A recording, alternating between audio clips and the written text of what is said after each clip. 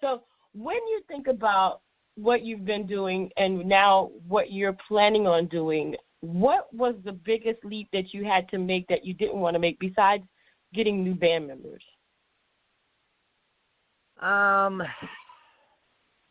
Understanding the business end of it is half of making it. You can have all the talent in the world, but if you are unable to understand and grasp the business side of things, you're spinning your wheels in the mud, because social media is our outlet today, and we have to learn to utilize social media to its utmost potential. So at this point and stage of the game, it's about getting our website out there, all of our links synced up with each other, so that when people go and visit our website, it's user-friendly. It's easy to click on things, maneuver around the website, purchase downloads, any merchandise, that the fans may like and want to buy. So for me, the business end of it has always been the tough hurdle of things, because unfortunately, most bands don't have the budget for PR people and stage and marketing directors and things of that nature. So we have to take on that burden ourselves, and it's a lot of behind-the-scenes stress that takes you away from the music part of it, so to speak. So I would say that's my answer to that question. It is a hard question to answer. I mean, because for everybody it's different, and yes. And when we think about going forward and moving forward, the expectations are there, but realization is product. Yeah, it's like if you don't have it, if you're not using it, then yes. I mean, a lot of bands have the misconception, let's get out and play and let's be the kings of our own town, and that's all fine and dandy, if that's all the further you want to go. That what you have to realize is we're big fish in a small pond, and you've got to take it out of your hometown to get it to a national level. So it's not that you really want to take it out of your hometown, it's that's the protocol that has to be followed in order for it to reach the masses.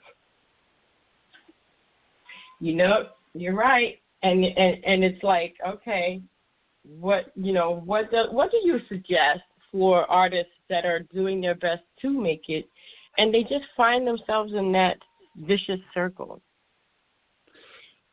Well, and that's another hard one, because you can't always necessarily play with your buddies. I came to the understanding that you have to have top-notch, world-class session players to make it in the music business. And it's not anything against the players that aren't quite as good as the superstars. It's just, if you want to take it to that next level, it's kind of like trading in a Pinto for a Lamborghini. So, you're going to drive the Pinto, but if you can get a Lamborghini, you're going to take the Lamborghini. So, that being said, you're going to follow a path that, that you can network and get in with these big session players and include them in your writing, so that you can put out what I consider industry standard level songs. Mhm. Yeah, definitely. Where can people reach you? So the pipe dream is this, you got to get. It's kind of like Kevin Costner's "If you build it, they will come." You remember Field of Dreams? Yes. Well, I look at it like that. I'm a big Costner fan, so I'm always throwing movie annotations out, in my explanation. So. And you know what? And it's all right. It's all right, because everybody has to have their motivation. Where can people reach you, though? People can reach us at jettblackmusic.com. And also, we have Jett Blakk Facebook page. And we're on Twitter, Reverb Nation. We have a featured page, Spotify, iTunes.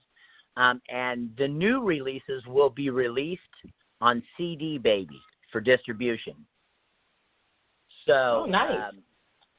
Yeah, we're gonna be a lot tighter on governing the downloads, of course, on this new stuff, because for financial reasons, we basically gave our first album away just to get it out there. So you have to you got to spend money to make money, and then sometimes you got to give it away in the beginning because you don't have the big pushes from the record companies now that back you monetarily. Nope. At like back in the 80s when you had $250,000 or to $1 million PR push followed up by a multi-platinum video on MTV, those days are gone. Oh, yeah. Bye-bye. So there's no artist development. There's no big, huge record deals unless a guy gets out there, puts in the elbow grease to get things off the ground and shows the record companies that, we're not a liability, we're an asset to the music industry. Yeah. Because all they care about right. is numbers. Numbers. How many units can you sell? How many people are you going to pack into your, concert? How much merchandise are you able to turn? All of these things from a business standpoint are what they look at. They look at your Facebook likes now. So, if you're being courted by anybody important, it would behoove you to have a top-notch website and everything, have your I's dotted and your T's crossed. Oh, yeah. Oh, yeah. Oh, yeah. Well, thank you so much for being on the show. I appreciate it so much. And, nothing but success for you guys. I'm looking forward to hearing more.